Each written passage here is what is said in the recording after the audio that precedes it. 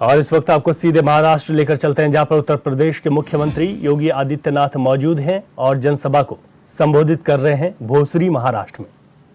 नामकरण होगा छत्रपति शिवाजी महाराज और फिर भारत के गौरव को इस म्यूजियम में दर्शाया जाएगा। भारत की महिमा को इस म्यूजियम में दर्शाया जाएगा। छत्रपति शिवाजी महाराज की महिमा को इस म्यूजियम में दर्शाया जाएगा। और बहनों और भाइयों, अब वो छत्रपति शिवाजी महाराज म्यूजियम के रूप में स्थापित हो रहा है। और मैं यही कहने के लिए आया हूं, विशालगढ़ के दुर्ग पर अतिक्रमण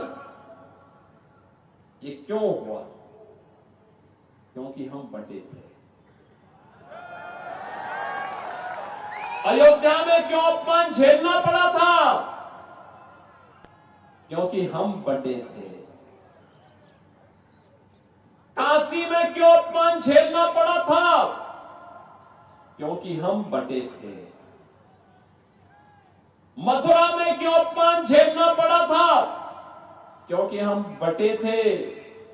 1947 में लाखों हिंदुओं को क्यों कटना पड़ा था? क्योंकि हम बटे थे। और बहनों और भाइयों, मैं यही कहने के लिए आया हूं, गणपति बप्पा की शोभा यात्रा पर कोई पथराव करे, ये बर्दाश्त नहीं हो सकता है, ये स्वीकार्य नहीं हो सकता है। और इसलिए पथराव होता है क्योंकि हम बटे हैं। रामनवमी की शोभा यात्रा पर इसलिए पथराव होता है क्योंकि हम बटे हैं। याद रखना, जो ये प्रहार सनातन पर हो रहा है, ये प्रहार भारत पर प्रहार है। क्योंकि भारत की आधार का प्रतीक है सनातन, और सनातन पर प्रहार महाविनाश को आमंत्रित करता है। और आपको मैं यही आमंत्रित करने के लिए आया हूं, यही कहने के लिए आया हूं कि बटे थे तो कटे थे, अब बटेंगे नहीं तो कटेंगे भी। एक रहेंगे, सेफ रहेंगे। एक रहेंगे तो सेफ रहेंगे। और इस भाव के साथ आज हमें कार्य करना है। अब नया भारत है। आपने नए भारत को देखा होगा।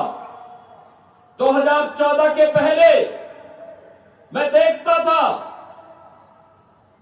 जब कांग्रेस नेतृत्व की यूपीए की सरकार थी, बहनों और भाइयों, पाकिस्तान भारत के अंदर घुसपैठ करता था, लगातार घुसपैठ करता था, आतंकी वारदात को जन्म देता था, नई नई घटनाएं घटित होती थी।